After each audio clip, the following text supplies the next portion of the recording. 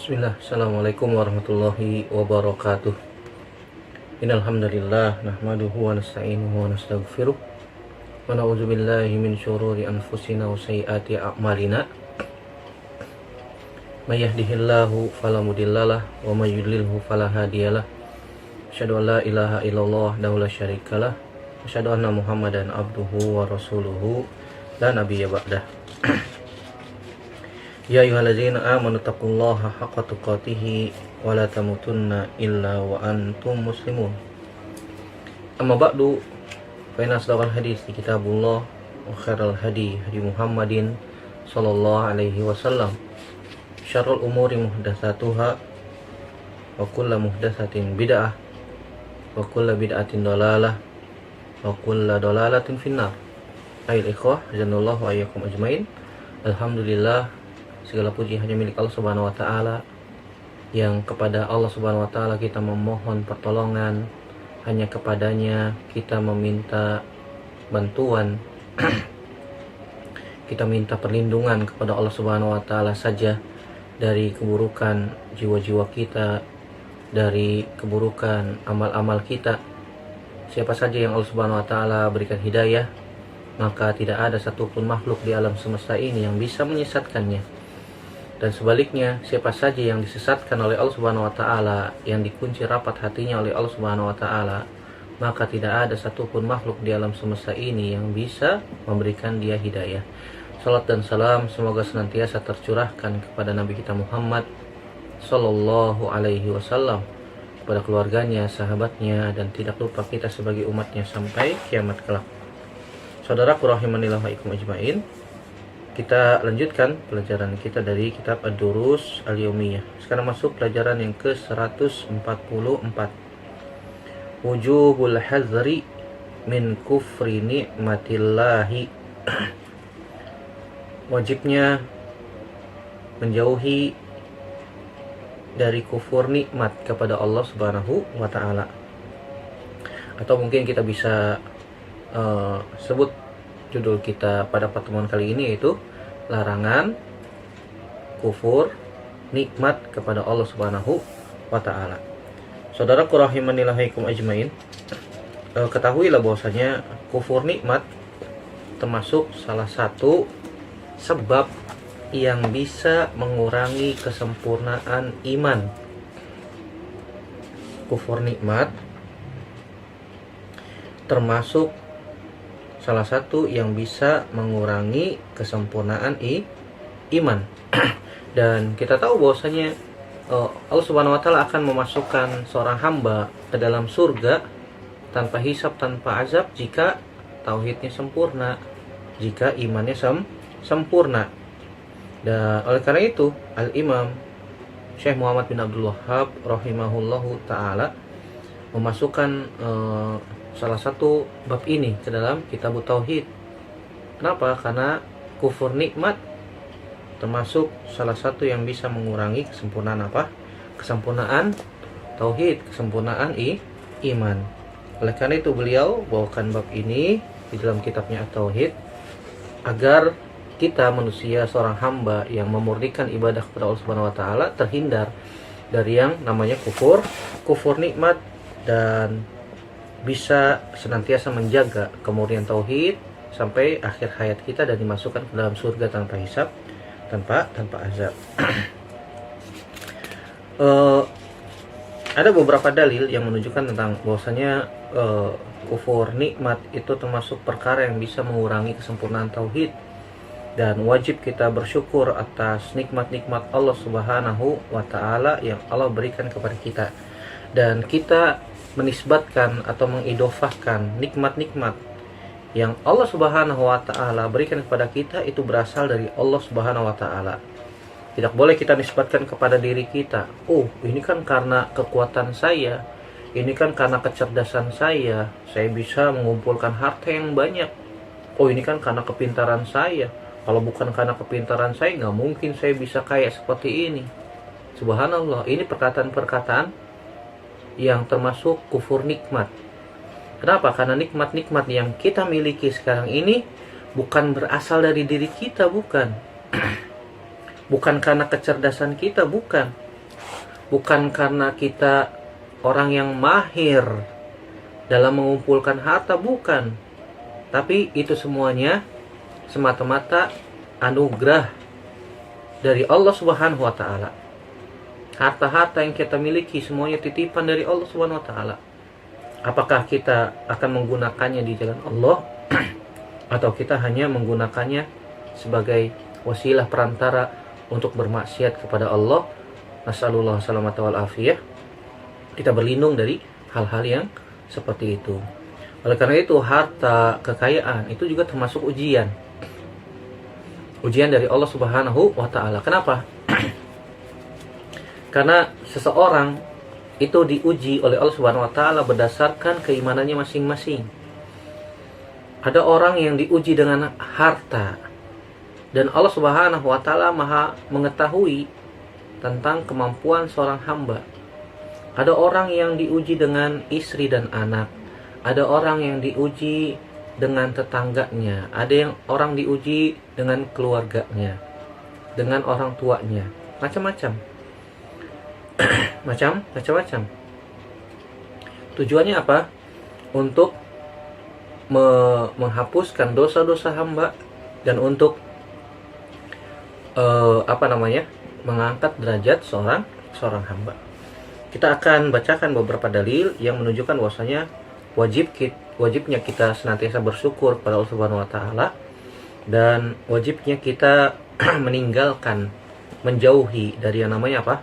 Kufur terhadap nikmat Allah Subhanahu wa taala. Sebagaimana Allah Subhanahu wa taala mengatakan dalam Al-Qur'an, "Wa in ta'uddu ni'matallahi la tuhsuha.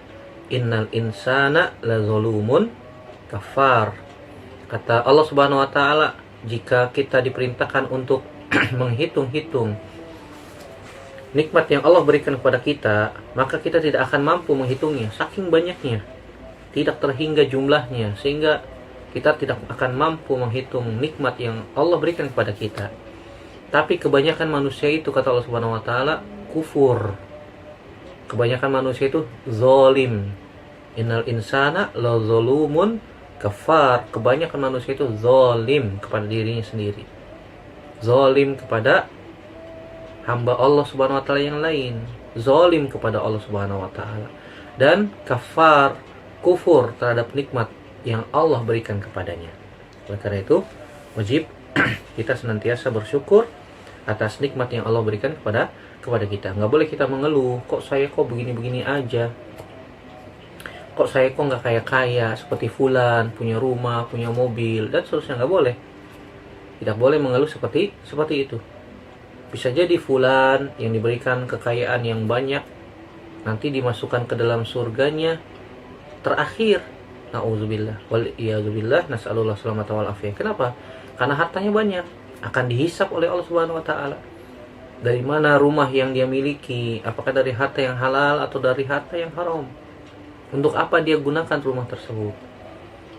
Begitu juga mobil yang dia miliki, dari mana dapatnya? Untuk apa digunakan? Apakah untuk di jalan Allah Subhanahu wa taala ataukah untuk bermaksiat kepada Allah Subhanahu wa taala? Semua harta yang dia miliki akan dihisap oleh Allah Subhanahu wa taala. Adapun orang yang miskin, orang yang fakir akan masuk surga terlebih dahulu. Kenapa? Karena dia nggak punya apa-apa. Hartanya sedikit, sehingga dihisapnya pun cepat. Dihisapnya pun cepat, diauditnya cepat. Kenapa? Hartanya sedikit. Orang yang hartanya sedikit ketika diaudit cepat dia dibandingkan dengan orang-orang yang hartanya banyak. Diauditnya lebih lama. Karena banyak yang akan diaudit, yang akan diperiksa, yang akan dihisap nanti oleh Allah Subhanahu wa taala. Wallahu a'lam bishawab. Oleh karena itu, enggak boleh mengeluh, saudaraku rahimanillah wa iyyakum ajma'in. Wajib bersyukur atas nikmat yang Allah berikan kepada kita. Allah Subhanahu wa taala menyebutkan tentang kisah Qarun di dalam surat Al-Qasas ayat 76 sampai 83. Panjang ya cerita tentang Qarun, yang mana Qarun itu termasuk dari kaumnya Nabi Musa alaihissalam. Dia diberikan oleh Allah Subhanahu wa taala kunci-kunci harta dunia, sampai kunci untuk membuka gudang untuk membuka tempat penyimpanan hartanya saja, kata Allah Subhanahu wa taala, latanu ubil usbati ulil quwwah. Itu diangkat oleh beberapa orang yang kuat. Itu kuncinya tuh. Kunci pintu berangkasnya. Kunci pintu tempat penyimpanan hartanya, saking banyaknya. Dan Allah Subhanahu wa taala menguji Qarun dengan harta seperti itu, sehingga dia pun kufur nikmat kepada Allah Subhanahu wa taala. Kemudian Allah Subhanahu wa taala uji dia, ditanya oleh orang-orang yang ada di sekitarnya, dari mana harta yang engkau miliki sekarang ini? Apa jawaban dia? Qala innama utituhu ala ilmin indi. Sungguhnya aku mendapatkan harta yang banyak ini karena ilmu yang aku miliki. Subhanallah. Sebagaimana disebutkan oleh para ulama di antara ahli tafsir, di antaranya Al-Imam Qatadah bin Di'amah As-Sadusi rahimahullahu ta'ala. Yang dimaksud dengan innama utituhu ala ilmin indi adalah ala ilmin minni biwujuhil makasib. Biwujuhil makasib. Yang disebutkan perkataan Fir'aun, oh ini saya memiliki harta ini berdasarkan atas kepintaran saya untuk bisa mengumpulkan harta-harta yang banyak, untuk bisa sehingga saya bisa kaya seperti ini. Saya ini ekonom, saya ini ahli ekonomi, bisa mengumpulkan harta dari berbagai macam cara. Ya, yang disebutkan oleh ulama tafsir yang lain, yang dimaksud dengan perkataan si Qarun ini adalah ala ilmin minallah anilahu ahlun. Bahwasanya Allah Subhanahu wa taala yang memberikan kepadaku harta karena Allah tahu aku berhak untuk mendapatkannya. Tidak ada yang berhak untuk mendapatkan harta-harta ini kecuali aku. Ini menurut tafsiran yang lain. Tetapi yang paling dekat adalah perkataan yang pertama, bahwasanya dia mengatakan bahwasanya harta-harta yang dia miliki ini berdasarkan apa? Kemahiran dia. Dia menisbatkan harta yang banyak tersebut itu berasal dari dia, bukan berasal dari Allah. Ini kufur nikmat. Kufur nikmat. Kemudian Allah Subhanahu wa taala pun menghancurkan hartanya. Kemudian Allah Subhanahu wa taala pun membenamkan hartanya ke dalam bumi yang Allah Subhanahu wa taala sebutkan di dalam surat Al-Qasas ini. Dia pun keluar dengan perhiasannya, dengan kemegahan yang dia miliki, yang dia anggap bahwasanya itu semuanya berasal dari ilmu yang telah dia miliki untuk mengumpulkan harta. Sombong. Orang Pak, kalau misalnya banyak hartanya, itu potensi sombongnya sangat besar. Potensi untuk sombongnya itu sangat besar. Kemudian dia pun Dia pun sombong, meremehkan orang lain, menganggap rendah orang lain. Dan orang yang seperti ini potensinya sangat besar untuk menolak kebenaran. Makanya Allah Subhanahu wa taala benamkan Qarun beserta harta-hartanya ke dalam bumi. Makanya harta yang ada di dalam bumi, di dalam tanah disebutnya harta apa? Harta karun katanya. Padahal hartanya Qarun yang dibenamkan di dalam bumi. Makanya Allah Subhanahu wa taala mengatakan wasbahal ladzina tamannaw makanahu bil amsi yaqulun wa ka'anna Allah yabsutu rizqa liman yasha'u min ibadihi wa yaqdir laula amanna Allahu alaina la khasafa bina wa ka'annahu la yuflihul kafirun tilka ad-darul akhiratu naj'aluha lil ladzina la yuriduna 'uluwan fil ardi wala fasada wal aqibatu lil muttaqin. Allah Subhanahu wa taala pun membenamkan Qarun ke dalam bumi beserta harta-hartanya. Hartanya sangat banyak. Karena sangat banyak. Allah Subhanahu wa taala benamkan hartanya ke dalam bumi. Kemudian orang-orang yang tadinya menganggap bahwasanya, kalau seandainya saya bisa seperti Qarun, punya harta yang banyak, saya akan melakukan ini dan itu. Nah, mereka iri kepada Qarun karena memiliki harta yang banyak. Tetapi karena kesombongannya, al-kibr, merendahkan manusia, tidak mau menerima kebenaran yang datang dari Allah Subhanahu wa taala melalui lisan Nabi Musa alaihissalam, maka Allah Subhanahu wa taala pun mengazab Qarun. Itu apa? Dibenamkan ke dalam bumi. Dia beserta hartanya. Kemudian orang-orang yang ada di sekitar Qarun melihat bahwasanya Qarun diazab oleh Allah Subhanahu wa taala, dibenamkan ke dalam bumi. Akhirnya pun mereka mengatakan laula ammanallahu alaina. Kalau saja seandainya Allah Subhanahu wa taala tidak memberikan nikmat kepada kita berupa apa? Iman. Pasti kita telah kufur seperti siapa? Qarun. Pasti kita telah kufur nikmat kepada Qarun, la khasafa bina. Pasti kita juga akan dibenamkan oleh Allah Subhanahu wa taala ke dalam muka bumi, ke dalam bumi, subhanallah. Wa ka'annahu la yuflihul kafirun, maka orang-orang yang kufur terhadap nikmat Allah Subhanahu wa taala itu tidak akan beruntung selama-lamanya. Tidak akan bahagia selama-lamanya. Orang-orang yang kufur terhadap nikmat Allah Subhanahu wa taala maka tidak akan beruntung selama-lamanya. Harta yang Anda miliki, harta yang kita miliki, semuanya akan dimintai pertanggungjawabannya di sisi Allah Subhanahu wa taala. Apakah harta yang kita miliki digunakan untuk di jalan Allah Subhanahu wa taala atau hanya untuk berbangga-bangga diri di hadapan manusia? Sombong, memiliki harta yang banyak, memiliki kekayaan yang melimpah, digunakan untuk bersombong di hadapan manusia, merendahkan manusia. Kamu mah, ente mah orang kere, tinggal di pinggiran, kan begitu. Subhanallah. Sehingga apa? Gak mau dia silaturahim ke keluarganya yang miskin. Gak mau dia berkunjung kepada keluarganya yang fakir. Dia hanya berkunjung kepada keluarga-keluarganya yang kaya-kaya saja. Tidak mau berkunjung kepada keluarganya yang fakir dan miskin. Tinggal di rumah yang mengontrak di pinggiran kota Jakarta misalnya. Contoh saja. Kalau rumahnya besar, dia berkunjung kepada keluarga-keluarga yang kaya saja. Pilih-pilih dalam silaturahim. Subhanallah. Ini bahaya, saudaraku rahimanillah wa yakum ajmain. Tadi sudah sebutkan, orang yang diberikan oleh Allah Subhanahu wa taala ujian berupa harta, itu potensi sombongnya sangat besar. Potensi kibernya sangat terbuka lebar. Oleh karena itu Allah Subhanahu wa taala menguji kita dengan harta.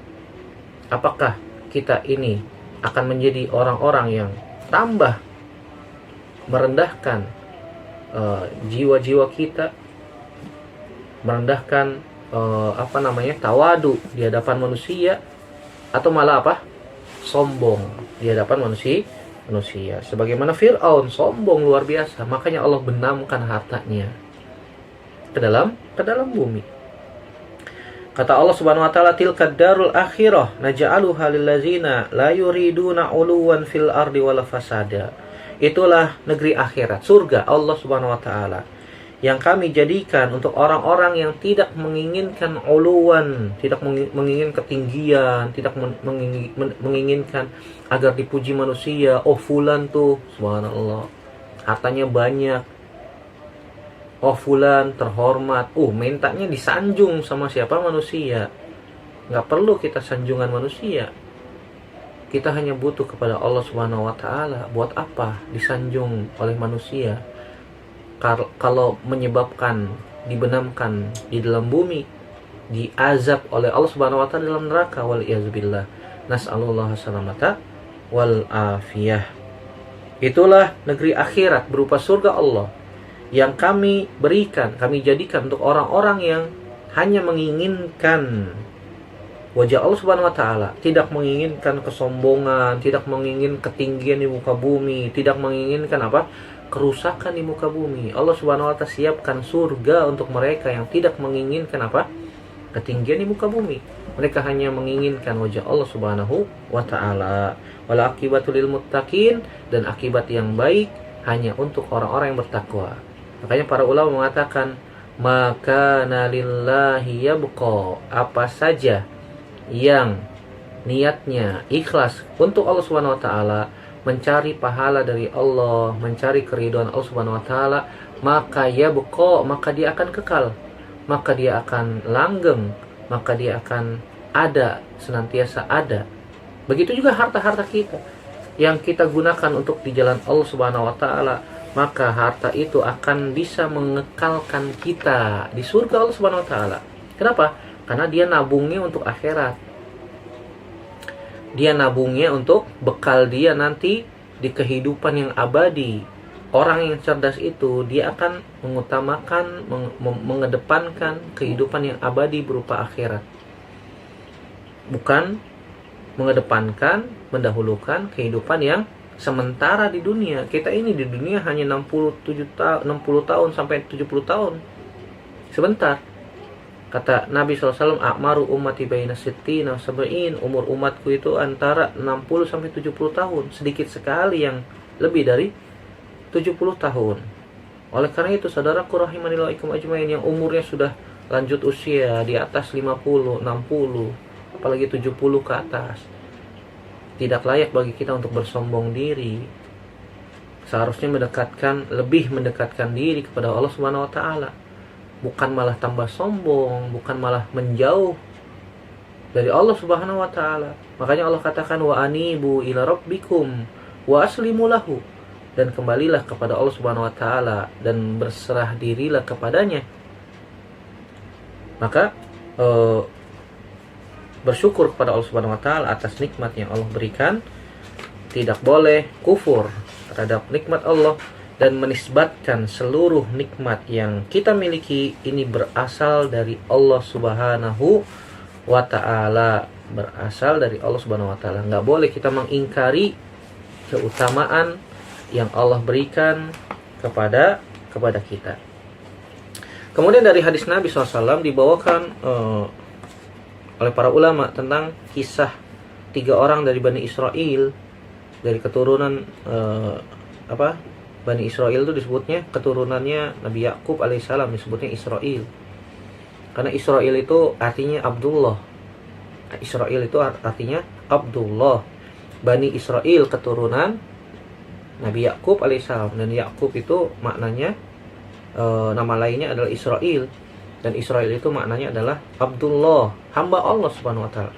Makanya kalau ada orang yang menyebut negara Israel, ini kurang tepat nih.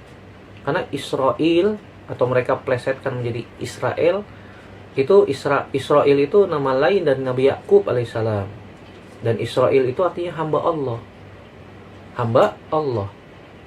Kalau mereka orang-orang Israel menganggap dirinya keturunan Nabi Yakub alaihissalam, mana buktinya? Dan seharusnya mereka menyembah Allah, bukan menyembah kepada selain Allah Subhanahu wa taala. Dari sahabat Abu Hurairah, semoga Allah meridhoinya, bahwasanya beliau pernah mendengar Nabi SAW bersabda, inna salasatan min bani Israel abros, aqra, wa a'ma. Pada zaman dahulu dari Bani Israel itu terdapat 3 orang yang abros.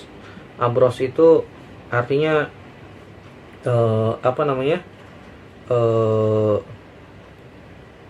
Al-baros. Al-baros itu penyakit yang menimpa kulit. Penyakit yang menimpa kulit. Kulitnya itu kalau zaman dulu disebutnya kusta ya. Kusta. Wa aqra. Aqra itu orang yang tidak tumbuh rambut di kepalanya. Dan juga a'ma itu orang yang buta. A'ma itu berarti buta matanya seluruhnya. Kalau butanya sebagian, satu mata buta, itu sebutnya a'war. Sebutnya a'war. Kalau buta seluruh matanya sebutnya a'ma. Kata Nabi SAW zaman dahulu dari Bani Israel itu ada 3 orang. Ada yang berpenyakit kusta, ada yang kepalanya tidak tumbuh rambut, bahasa kita botak ya, dan buta. Dan Allah Subhanahu wa taala faradallahu an yabtaliyahum. Allah Subhanahu wa taala ingin menguji mereka. Faba'asa ilaihim malakan. Maka Allah pun mengutus kepada mereka seorang malaikat. Fa'atal abros, kemudian mendatangi orang yang berpenyakit kulit. Faqal, kemudian malaikat mengatakan, ayu syai'in ahabu ilaik, apa yang kau paling sukai? Kemudian orang yang berpenyakit kusta itu mengatakan, launun hasan, kulit yang bagus, warna yang bagus, wajildun hasan, kulit yang bagus, wa yadhhabu anni allazi qad qadarani annasu bihi, dan hilang penyakit yang dibenci, tidak disukai oleh manusia ini. Kemudian malaikat pun mengusap kulit yang ada pada tubuh orang itu. Kemudian Allah Subhanahu wa taala pun memberikan warna yang bagus dan kulit yang bagus. Kemudian malaikat mengatakan, fa'ayul mali ahabu ilaik, harta apa yang kau sukai? Dia mengatakan unta. Lihat nih, orang ini sombong nih, mintanya unta. Unta itu kendaraan yang mewah. Ini menunjukkan dia kurang rendah hati. Fa'u'tiya naqatan usyara, kemudian Allah Subhanahu wa taala pun memberikan kepada dia naqah usyara. Usyara itu artinya yang sedang mengandung, yang sudah genap 8 bulan. Sudah genap 8 bulan, sebentar lagi mau melahirkan. Wa qala barakallahu laka fiha, semoga Allah memberkahi hartamu. Kemudian malaikat mendatangi orang yang kedua yang Aqra, yang kepalanya botak. Faqala ay syai'in ahabu ilaik, apa yang kau paling sukai? Dia mengatakan launun hasan wa sya'run hasan. Dua orang ini mengatakan minta yang berlebihan. Launun hasan wa sya'run hasan. Tidak meminta apa? Saya hanya minta agar Allah menumbuhkan rambut. Sebenarnya itu cukup sebenarnya. Tapi dia berlebihan. Warna rambut yang bagus, rambut yang indah. Seperti orang pertama yang berpenyakit kusta, launun hasan wa jildun hasan, ini berlebihan. Mintanya berlebihan. Kalau dia minta, ya Allah agar aku diberikan terbebaskan dari penyakitku ini, dihilangkan penyakit kustanya, cukup sebenarnya. Itu menunjukkan kerendahan hati. Tapi dia enggak minta warna yang bagus, kulit yang bagus, warna yang bagus, rambut yang bagus, dan seterusnya. Dua orang ini berlebihan ketika meminta. Kemudian dia pun dihilangkan oleh Allah Subhanahu wa taala apa yang terdapat pada dia. Allah Subhanahu wa taala malaikat mengusap kepalanya dan tumbuh rambut yang bagus. Kemudian ditanya, harta apa yang kau paling cintai, yang paling kau sukai? Dia mengatakan sapi, bakor. Sapi. Nah, ini sapi juga kendaraan atau hewan yang kelasnya di bawah unta, tapi mahal juga kan. Kemudian Allah memberikan satu ekor sapi yang sedang hamil, yang sedang mengandung. Kemudian didoakan oleh malaikat, barakallahu laka fiha, semoga Allah memberkahimu. Kemudian mendatangi orang yang ketiga, yaitu yang buta matanya. Faqala ay syai'in ahabu ilaik, apa yang kau paling sukai? Dia hanya mengatakan apa? Aku hanya menginginkan Allah mengembalikan penglihatanku. Lihat, orang yang ketiga ini tawadu ya. Dia hanya meminta kepada Allah Subhanahu wa taala agar dikembalikan penglihatannya. Dia tidak meminta mata yang bagus, warna yang bagus, dan seterusnya, enggak. Tapi dikembalikan saja penglihatannya. Famasa faradallahu ilaihi basarahu, kemudian malaikat pun mengusap wajahnya dan Allah mengembalikan penglihatannya. Kemudian ditanya, harta yang paling kau sukai apa? Dia mengatakan apa? Gonam, kambing. Kambing itu hewan yang kecil. Ini menunjukkan bahwasanya dia itu orangnya tawadu. Enggak minta yang macam-macam, enggak minta unta, enggak minta sapi, minta kambing. Cukup kambing saja sudah. Fa'utiya syatan walidan. Dia pun diberikan oleh Allah Subhanahu wa taala seekor kambing yang mengandung. Kemudian setelah beberapa lama, unta, sapi, kambing itu beranak pinak menjadi banyak. Banyak di sebuah lembah. Kemudian Allah ingin menguji mereka kembali dengan malaikat yang dahulu, dengan rupa yang dahulu sama seperti mereka ketika sakit. Mendatangi orang yang berpenyakit kusta dalam keadaan kusta dia. Malaikatnya berubah menjadi orang yang berpenyakit kusta. Minta kepada orang-orang yang telah diuji tersebut. Mendatangi orang yang pertama, faqala rajulun miskin wa ibnus sabil in qata'at biyal jibal hibalu fi safari fala balagha liyal yawma illa billahi summa bika. As'aluka billazi a'taqal lawnal hasan wa jildal hasan wal mal. Saya seorang yang miskin, saya sedang dalam perjalanan. Bekal saya habis. Tidak ada yang bisa memberikan pertolongan pada hari ini kecuali Allah, kemudian Anda. Saya meminta kepadamu sebagaimana yang dahulu Allah telah memberikan kepadamu warna yang bagus, kulit yang bagus, harta yang banyak, rambut yang bagus. Kemudian apa kata orang yang kedua, yang pertama, yang berpenyakit kusta dan dahulunya botak? Dia mengatakan apa? Al-huququ katsira. Saya punya tanggungan banyak. Banyak katanya. Saya punya anak, saya punya ini, saya punya itu yang harus saya berikan hak-hak mereka. Pelit sekali. Kan begitu. Kemudian malaikat pun mengatakan, ka'ani a'rifuka. Seakan-akan saya ini sepertinya saya kenal kamu.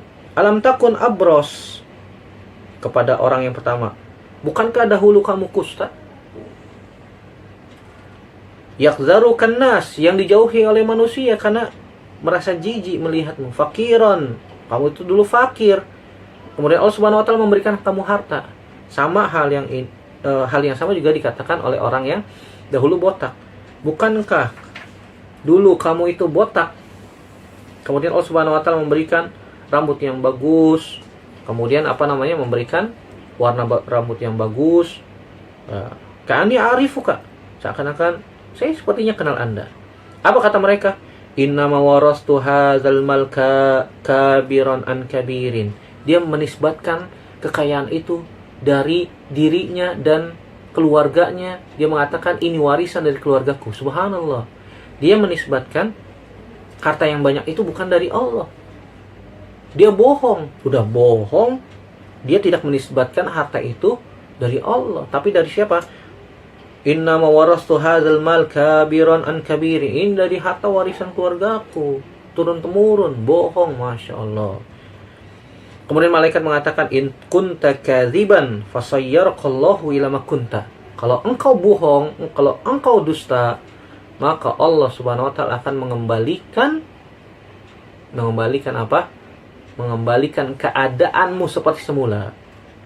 Sehingga malaikat itu pun meninggalkan dua orang ini, dan Allah mengembalikan kedua orang yang pertama ini seperti keadaan semula. Yang kusta jadi kusta, yang botak jadi botak. Seluruh binatang ternaknya mati. Mati. Akhirnya dia menyesal. Menyesal itu datang terlambat ya. Beda sama orang yang ketiga. Malaikat itu datang kepada orang yang ketiga mengatakan, rajulun miskin wa ibnus sabil. Miskin lagi safar, qad inqata'at bil hibalu fi safari. Telah habis bekal perjalananku. Tidak ada yang bisa menolongku pada hari ini kecuali Allah, kemudian Anda. Saya meminta kepada zat yang telah memberikan Anda harta kekayaan dan keadaan aneh seperti ini. Apa jawaban orang yang ketiga yang tadinya buta? Kuntu a'ma faradallahu alayya basari. Dulu saya pernah buta, kemudian Allah Subhanahu wa taala mengembalikan penglihatanku. Lihat, orang yang bersyukur atas nikmat yang Allah berikan. Dia mengaku i'tiraf, saya itu dulu buta, kemudian Allah yang menyembuhkanku. Fakhuz masyi'ta wada' masyi'ta. Ambil yang Anda inginkan. Tuh, kambing-kambing yang ada di lembah, tinggal pilih mana yang Anda butuhkan. Ambil saja, silakan. Wallahi la ajhaduka al-yawmi syai'in akhadtahu lillah. Demi Allah, saya tidak akan menghalangi Anda mengambil apa yang dahulu pernah Allah berikan kepadaku. Subhanallah. Kemudian malaikat itu mengatakan apa? Amsik alaika malak. Peganglah hartamu. Fa innama ubtulitum. Sungguhnya kalian telah diuji oleh Allah Subhanahu wa taala. Faqad radiyallahu anka. Allah telah ridho kepadamu. Wasakhita ala sahibaika. Dan Allah telah murka kepada dua sahabatmu, yaitu yang berpenyakit kusta dan berpenyakit botak tadinya. Hadis ini sahih, dikeluarkan oleh Imam Bukhari dan Imam Muslim. Wallahu a'lam bishawab. Jadi pelajaran yang bisa kita ambil sangat banyak, diantaranya wajibnya bersyukur kepada Allah Subhanahu wa taala atas nikmat yang banyak atas nikmat yang banyak yang Allah berikan kepada kita. Dan wajibnya menjauhi yang namanya apa? Kufur nikmat. Yang kedua yaitu al-hazru minal igtirar bin ni'am ad-dunyawiyah. Wajibnya berhati-hati dari namanya tertipu dengan nikmat duniawi, karena semuanya itu adalah ujian dari Allah Subhanahu wa taala. Yang ketiga, inna ni'matallah idza lam yashabha syukrun in qalabat bala'an wa nukmatan ala sahibiha. Sungguhnya nikmat Allah jika tidak disertai dengan bersyukur kepada Allah, maka akan berubah menjadi bala, akan berubah menjadi musibah atas pemiliknya, atas pemilik sebagaimana tadi kisah yang sudah kita bawakan, kisah dari sahabat Abu Hurairah yang dikeluarkan oleh Imam Bukhari dan Imam Muslim. Jadi wajib bersyukur kepada Allah Subhanahu wa taala atas nikmat yang Allah berikan, enggak boleh kufur terhadap nikmat-nikmat yang Allah berikan. Karena orang yang kufur nikmat itu bisa berubah menjadi apa? Bala, bencana, musibah atas pemilik harta tersebut. Semoga Allah Subhanahu wa taala memberikan kepada kita taufik agar kita diberikan kelapangan dada, qanaah, tawadu, bersyukur, pandai bersyukur atas nikmat yang Allah berikan kepada kita dengan perkataan ataupun dengan perbuatan. Dan semoga Allah Subhanahu wa taala menyelamatkan kita di hari yang berat, penuh dengan cobaan, di hari yang mana kita butuh pertolongan kepada Allah Subhanahu wa taala, dan kita dihisap, semoga dihisap dengan hisap yang mudah. Allahumma hasibna hisaban yasira, ya Allah hisaplah kami dengan hisap yang mudah, dengan hisap yang cepat, dimasukkan ke dalam surga tanpa hisap dan tanpa azab. Amin ya rabbal alamin. Demikian yang bisa kita sampaikan, semoga bermanfaat. Aqulu qouli hadza astaghfirullah li wa lakum. Subhanaka Allahumma wa bihamdika asyhadu an la ilaha illa anta astaghfiruka wa atubu ilaik. Wassalamu alaikum warahmatullahi wabarakatuh.